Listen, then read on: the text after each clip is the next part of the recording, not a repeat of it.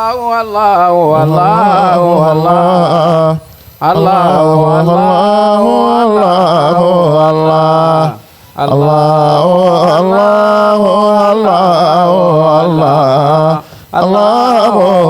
الله الله الله على شيخ رضوان علمنا مؤسس أخيارنا بالهدى سلامات من كل مكروهة ويشم بالغفل طول المدى ومدد مداه بعافية ومكك رجاه وكيه الوباء فما بات يرجو له مفسدا فلا بارك الله فيما هوى سماء لأخيارنا بموكب عنكم ما في سماء شابب غفران ثم رضا على شيء معلوم ما قد صفى بآلاف أرضين جود سولنا بهذه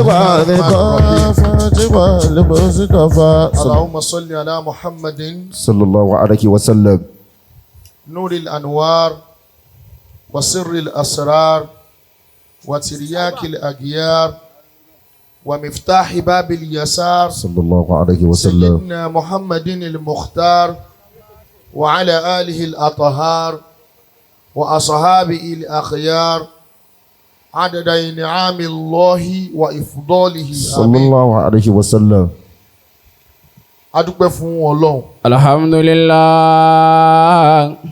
nǹkan tí wọ́n ń pè ní kíkí lọ́dọ̀ àwọn tí wọ́n bá mọ tí ń jẹ́ kíkí òun náà ni kíkí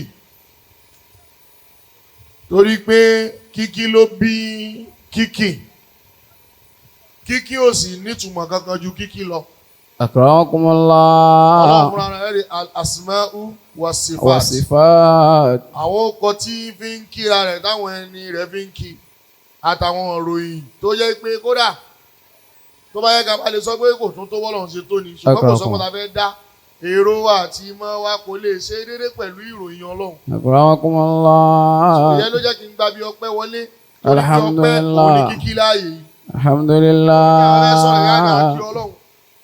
àmọ́ adúpẹ́ fọ́lọ́run gbogbo yẹn ti mọ̀ fọ́lọ́run náà. alhamdulillahi rabbil alamin. àwọn àtọrọ ìkẹyìn bá nàbù wa Muhammad. sallallahu alayhi wa sallam. àfa àtàbá fún lọ́rọ̀ pé kó sọ̀rọ̀ tó bá fi ṣe àwọn àfa yẹn gọ̀ ni. akramakumullah. ìjókòó yóò ní ìdí wàhálà kò sí àròyé ṣùgbọ́n bí o ti ní ìdí wàhálà tí ò ní ìdí àròyé yìí a ò gbọ́dọ̀ ṣe nǹkan kan láì kí àwọn bàbá wa. Allah àpá àwọn àgbàlagbà hayatahum. tá a bá ń kalẹ̀ yìí. أحيي أدرة العلماء فينا. أكرمكم الله. ẹ rí i pé ó máa rí àkẹ́ tó rí àgbàlagbà kẹ má torí ẹ̀kọ́ lára ẹ̀ àwa ọmọdé ní kọ́lọ̀ ń ṣàánú wa. أكرمكم الله. ipò tí gbogbo ẹ̀yin bàbá yìí wà lónìí tí màá fi ìmọ̀ dárúkọ àti ìmọ̀ darí gbogbo nǹkan sọ̀rọ̀ bàbá Sheikh Sadallah. أدام الله حياته. gbogbo ọ̀rọ̀ tí bá ti sọ ń pa bàbá Sheikh Sadallah lónìí gbogbo ẹ̀yin àfa ńlá ńlá tẹ̀ jókòó yìí ni mò ń sọ̀rọ̀ yìí. أحيي أدرة العلماء فينا. lágbà bá ti dà ẹ́ rí gbogbo tó wà lẹ́túntún ọ̀tún àtòsí gbogbo ẹ̀ náà ó dà ní. أكرمكم الله. àwọlé akọ́kọ́ dúpẹ́ lọ́wọ́ yín pẹ̀lú bàṣáṣà èyí tá a rí lọ́dọ̀ yín anábì nínú wàsíyà rẹ̀ ó ní látàkìrá minal ma'rufi shay'an má fojú rí náà pé dáadáa kan kéré kódà kó yẹ pé kó pàdé ọ̀rẹ́ rẹ̀ ọmọ ìyá rẹ̀ mùsùlùmí kó sì tújú ká sí. أكرمكم الله. a bá yẹn lọ́dọ̀ yín a sì déédéé rí bí èyí bá ṣe pé a bá lọ́dọ̀ àwọn àgbàlagbà ń kalẹ̀. أدام الله حياتهم. àmọ́ tí má ní kí n wo bẹ́ẹ̀ ti ṣe yẹn kí n kí yóò dàbí ẹni pé tí mo bùkátà jù nìyẹn. تحية bẹ́ẹ̀ sì ni ewu ni fún wa. a gbọ́dọ̀ bọ́ kalẹ̀ ká tó sọ wàrà ọ̀ká náà gbólóhùn kan àbí méjì. lawajibatun alayna. ọba tó ṣe lágbàlagbà dáadáa ọlọ́pàá yìí padà Seyyidah. àmín. mo fi tí mo fi kí àwọn bàbá wa tí wọ́n ń bẹ lẹ́gbẹ̀ẹ́ wọn. Zayyatun àwọn bàbá wa tí wọ́n wé láwọn ìdí mo kí wọn. gbogbo yín àgbàlagbà tẹ jókòó gbogbo yín ọmọ ìyá mi tẹ jókòó gbogbo yín ni mo kí. Olúwa mọ́sàlá bá ṣàlékún ẹ̀mí gígùn fóníkàlùkù. àmín. ìjà àfà àti iṣẹ́ àfà má jẹ́ ó dàrú mọ́ gbogbo wa lọ́wọ́. àmín ya Allah. ayé ti dojúrú tó yẹ kí gbogbo ayé ò fẹ́ ìjà àfà àmọ̀bìnrin sí iṣẹ́ àfà yìí Ọlọ́run máa fi wá ṣe àpèjúwe rere. àmín. má fi wá ṣàpèjúwe tí ó da ọlá ilaha illallah Muhammadur Rasulullah. mo kí ẹ bí ọkọ mo kí ẹ bí ìyàwó mo wá kí ọkọ gangan. Damallahu hayatahu. Fadilatu Sheikh Muhammadu Qomoru. akramakumullah. àbí ká pé Qomorudeen Modibo. akramakumullah. bẹ́ẹ̀ni tí mo fẹ́ ká fà ṣe lẹ́sẹ̀ yìí. Tabarakalladhi ja'ala fi samai burujan. ọlọ́mọ bá ti wá jẹ́. Wa ja'ala fiha sirajan wa qamaran munira. obìnrin làbá mi fẹ́ ló sọ̀rọ̀ àìdẹ́ntì wọ báàgì. akramakumullah. àwọ̀ báàgì òun náà wà á ságì ṣòkòtò á ní kí ló dé àlọ́mọ òun ò ní fẹ́ mi. La ilaha. ó lóun ò láìkì àfà. akramakumullah. àmọ́ gbà tí ẹ jẹ́ àfà gangan tẹ jẹ́ àfà òdodo akramakumullah. tí iṣẹ́ yín yé yín tí ẹ sì mọ̀ wípé wọ́n ti ní ẹ máa ṣe lẹ̀ ń ṣe. Wa qamaran munira. Wa qamaran munira. wọ́n rántí jọ́tà wọn náà fẹ́yàwó gbogbo àwọn akẹgbẹ́ wọn tí wọ́n jọ kàwé ó kún wọn lójú lágbẹ́ àfà ló lọ fẹ́ ó láàfà lòún fẹ́ níjọ́ tí wọ́n sì bí mí léèrè lọ́dọ̀ wọn pé kí ni mò ń ṣe mo láàfà náà ni mo yìn. akramakumullah.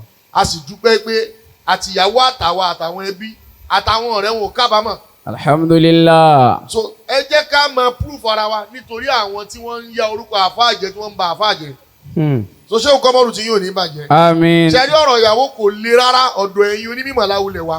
akramakumullah. ṣéwù bọ́lá ń ṣe kẹyìn tó yẹn ẹ̀sìn yín pé báyìí. torí méjì nìyàwó a máa fẹ́yàwó a sì máa ṣèyàwó a máa wá rí i pé láyé tá a wà lónìí ìyàwó fífẹ́ ló pọ̀ pàápàá jùlọ lọ́dọ̀ àwọn onímọ̀ Sheikh wa Murtada ayakumullah Damallahu hayatahu. ìyàwó fífẹ́ ló pọ̀ a rí i pé ìyàwó ṣíṣe ò tó nǹkan mọ́ níjọ́ tí ò bá dẹ̀ ti sí ìyàwó ṣíṣe irun tí ń ṣẹlẹ̀ láyé lọ́wọ́ yìí ni ó máa ṣẹlẹ̀ ẹ máa bá ìṣesí ọmọ amúgbó ọmọ gànfè ẹ máa bá lára ọmọ àfà ẹ máa bá lára ọmọ ẹni tó súnmọ́ àwọn àfà ẹ máa bá lára ọmọ ẹni tó pera rẹ̀ ní mùsùlùmí gidi ẹ wá wò pé ta ló fi jọ bàbá da ìyá da ó lè jẹ́ yìgì ni. La ilaha illallah. yìgì ti wọ́n irú èyí tẹ́ ń ṣe yìí ṣe é sì ní kéèyàn ó ṣe yìgì gbogbo àfà tó bá jó lóko Ọlọ́run láyé tó bá níyàwó tí ò bá so yìgì rẹ̀ ìsìjábà rẹ̀ ó wà limited.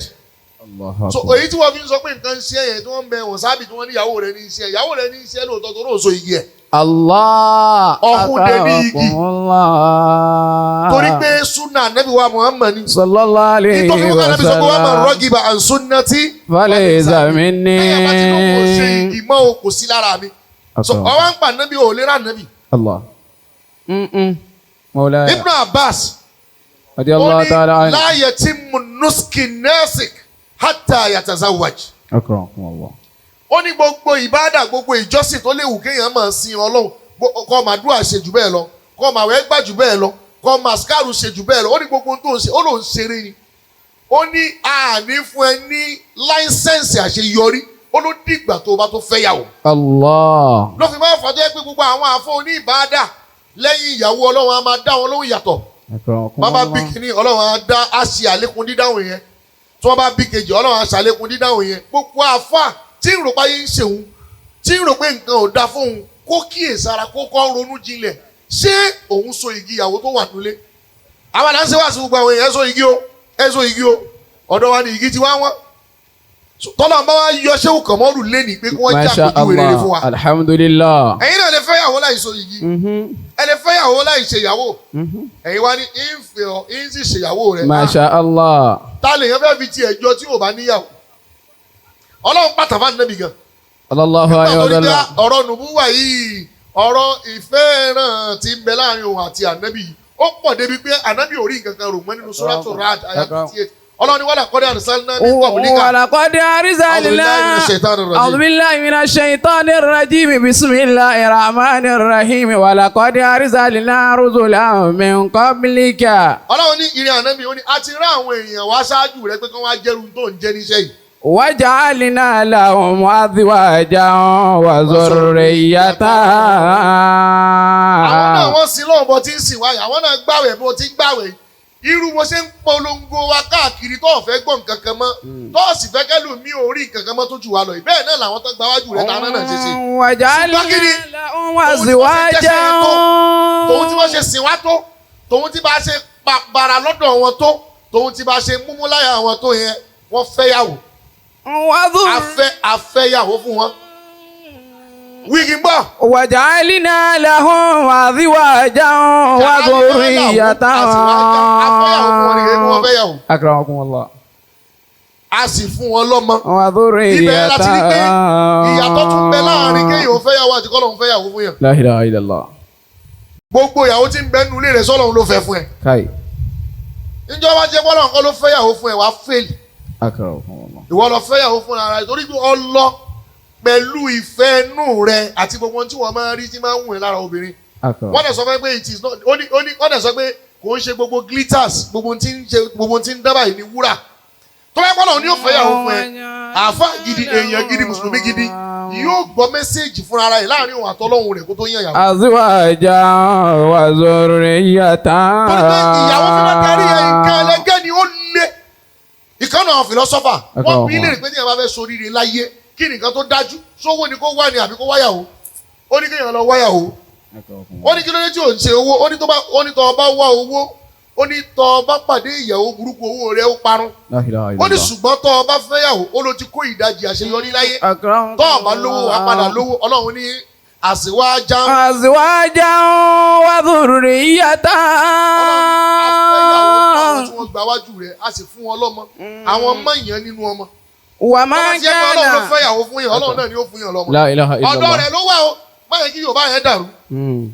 a máa bèrè irun tá a fẹ́ lọ́dọ̀ ọlọ́run ní ẹ̀rí pàdé Zakariya ó tọrọ tiẹ̀ ní. hunalika da'a Zakariya rabbahu. gbogbo ayé ti bàjẹ́ a kàn ń ṣe gbogbo nǹkan báyé ṣe rí torí pé ìkánjú wa ti pọ̀ ju ìkánjú ayé gan lọ àwa ń ṣe gbogbo nǹkan gbogbo táwa ń ṣe àwa padà ń báyé lọ. Rabbi habli min ladunka zurriyatan tayyibatan. azwajan wa zurriyatan. azwajan wa zurriyatan. jẹ́ kí tàn ó parí lórí wọn. akramakumullah. irú ẹ̀ lọ́lọ́run wá ṣe fún Sheikh wa Qomorudeen. akramakumullah. ọlọ́run fẹ́ yàwó fún wọn ó fẹ́ Islamiyya fún wọn. masha Allah. kí n tó débí ẹ bá ń jẹ́ kí n rí kí n tó débí mo wá ṣe assignment táwọn àbá máa ń ṣe pé ṣé Qomorudeen yìí tí wọ́n pèdè yìí tí wọ́n tó gbangba sùn lọ́yẹ́ lóòótọ́ lórí ọ̀rọ̀ ìyàwó yìí. akramakumullah. tábàlì yẹn tó gbangba sùn lọ́yẹ́ lórí ọ̀rọ̀ ìyàwó kìí ṣe tọ́kọ̀ tówó kìí ṣe tọ́kọ̀ ti kú wa ti rọ̀jù líyà. àmọ́ tó bá yẹ pé àfọ̀ ó mọ̀ pé àfọ̀ ní ẹ ń jọ́ tó bá fẹ́ so yìí. Allahu akbar. ọlọ́run sọ́nu kùránì ó ní fáńkì wú nínú sóràtún nìsáì máa tọ́ bàlàkún mínà nìsáì ìmàsínà wa sulasa wa ruba. ọlọ́run ní ẹ fẹ́ ìyàwó. máa tọ́ bàlàkún mínà nìsáì. àsìyákùl kùránì ó wà tó bá yẹ pé a fẹ́ wo síyákù ti kùránì ni nítorí àwọn ọmọ òrukàn tó ní wa in khiftum alla tuqsitu fil yatama. nítorí àwọn ọmọ òrukàn tí wọ́n ń fẹ́ tí wọ́n ń ṣe bí wọ́n ṣe wù wọ́n níjọ́ kìíní àná náà lọ́lọ́run fi sọ pé èyí dẹ́ mọ̀ fi ṣe yẹn kúkú farabalẹ̀ ẹ̀mí tó bá da tó bá wù yín nínú obìnrin. Masine. àwọn àmà ní ẹfẹ́ méjì. wa thulatha. tàbí kẹfẹ́ mẹ́ta. wa ruba. tàbí kẹfẹ́ mẹ́rin. fa in khiftum alla ta'dilu fawahidatan. ọ̀ọ́nì kápá àti ìfẹ́ kan yanjú má fẹ́ méjì má fẹ́ mẹ́ta má fẹ́ mẹ́rin dúró lórí ẹyọ kan yẹn. àwọn máa ma lága di ẹyọ kan gan ní kápá àti fẹ́. àwọn oníṣàbí wa tọwọ́ bọ̀ pé tọ̀ àti kanti tafsiri Saadi sọ àti kanti tafsiri Taburani sọ àti kanti Ibnul Kasiri sọ àti ka tafsiri Tontowi àti ka tafsiri bẹ́ẹ̀ lọ àti rí tí wọ́n sọ. àwọn afọ oníṣàbí wa ni àwọn ò gbà pé méjì lọ́lọ́run ni a fẹ́ mẹ́ o àwọn ò sì gbà pé mẹ́ta lọ́lọ́run ni a fẹ́ tà àwọn ò sì gbà pé mẹ́rin wọ́n ní kí ni wọ́n ní káwọn afọ oníṣàbí mẹ́rin wa àwọn afọ oníṣàbí ni máa tọ́ bàlà kún. máa tọ́ bàlà kún tọ́ bà. àwọn búrùjì rẹ̀ nínú obìnrin màsíné tó jẹ́ méjì tó jẹ́ tùrọ́bí. wàsùlásà. tàbó jẹ́ mẹ́ta tí ń jẹ́ àwa yìí. wàrúbá. tàbó jẹ́ mẹ́rin tí ń jẹ́ mọ̀ yìí. wà ìrìnkì fútùmù aláàtàdìlú bàwá hídà. irú búrùjì wo ló fẹ́ lò tó wọ àwọn búrùjì títí tí tùrọ́bì ò ní bẹ́ẹ̀ lára mu tí àwa yìí ò ní bẹ́ẹ̀ lára mu tí mọ̀ yìí ò ní bẹ́ẹ̀ lára mu aláàtàdìlú bàwá hídà tí mọ̀ yìí ní bẹ́ẹ̀ lára mu tí ìṣẹ̀yọ̀ kan. akramakumullah.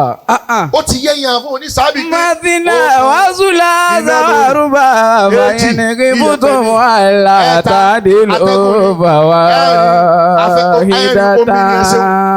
ọwọ́ àwọn ìkànnù burújí mẹ́rin ni wọ́n náà ń lò kò sí ni tó bá fẹ́ fẹ́yàwó àwa àwọn èwo ni tiẹ̀ nínú wọn ni wọ́n àwa mọ́ á rí pé Islamiya àti Qomorudeen mọ́ á rí pé àáfà gèsè tiẹ̀ agẹ́tiẹ̀ ó dẹ̀ ó tọ́ bà.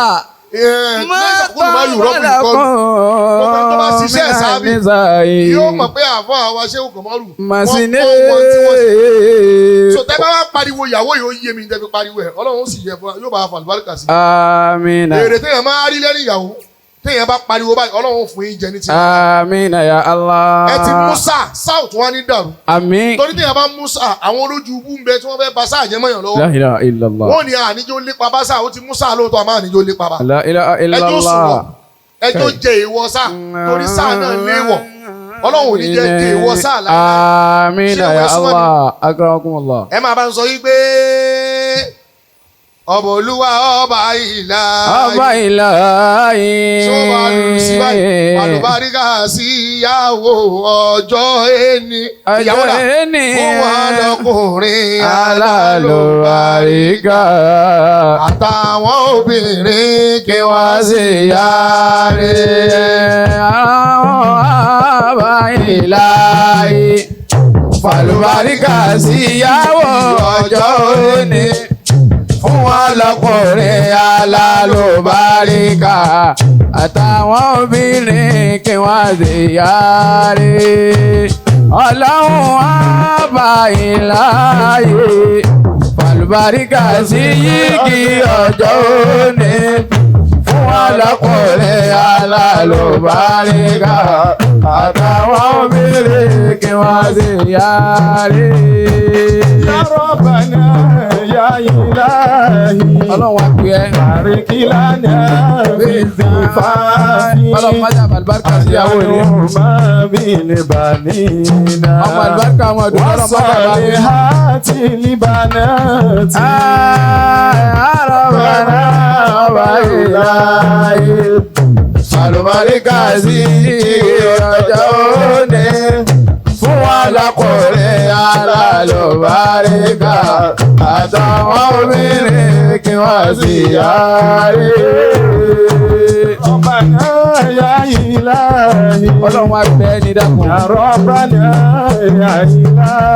Ìdí àbáwá gba Muhammad kọ́mọ̀. Àríkìlánà fèsì fàáfi. Ọlọ́run má jà àlùbáríkà sí. Àríkìlánà máa bí ní bàníná. ọmọkùnrin ọmọ àlùbáríkà. Wàsọ̀lẹ̀ ha ti ọmọbìnrin ọmọ jà fún wọn. Ya Rabbana ya ilahi. Àlùbáríkà sí yéèké ọjọ́ òní. wọn lọkùnrin alálùbáríkà àtàwọn obìnrin kí wọ́n sì yáre.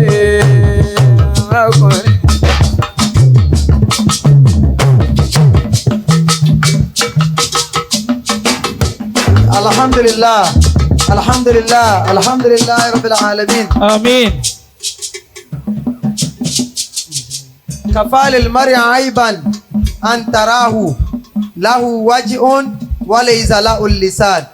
ẹlòmíì akàndodo akàndẹ́dẹ́ tó tún ju ti bàbá lọ tó bá di bíi pé kó sọ̀rọ̀ ibẹ̀ ni ó ti yàgbẹ́ sí gbogbo ẹ̀ láti wá òkè èèwọ̀ ni agbádá olùsí tó wọ̀ báyìí bàbá àlẹ́ àkìyàrì wọ́n máa ń pè ní ló kọ kí ẹ mọ́ fi tiẹ̀ ó kọ yẹ yín ó kọ sì fi tì yín ìsọ̀rọ̀ yín ó yẹ ó kọ ìgbékalẹ̀ yín ó yẹ ó kọ èyí á tún máa sọ̀rọ̀ kan máa ní bó ti wá tíra ìtòbi tó kù sí náà ni wàláhì ó balance gan àwọn oníjó bàjẹ́ láíláí àmín alibarika anabuwa Muhammad sallallahu alaihi wasallam wọ́n tí wọ́n bí yín lọ́dọ̀ Ọlọ́run àmín wọ́n látẹ̀yìn náà sopọ̀ tẹ́fí múrídìí wánu máa kìyàrù táwọn oníṣàbí bá plus ẹ̀ tó tún ní tó bí tẹ́fí ń dẹni ẹ̀sà Ọlọ́run níjó bàjẹ́ àmín illa billahi al-aliyyil azim. ìsìnká gbọ́ pé ká so yìgì lókù ti ajá Islamiat àti Sheikh Qomorudeen àbá tí wọ́n bá ṣe léyìí ẹ sì mọ̀ pé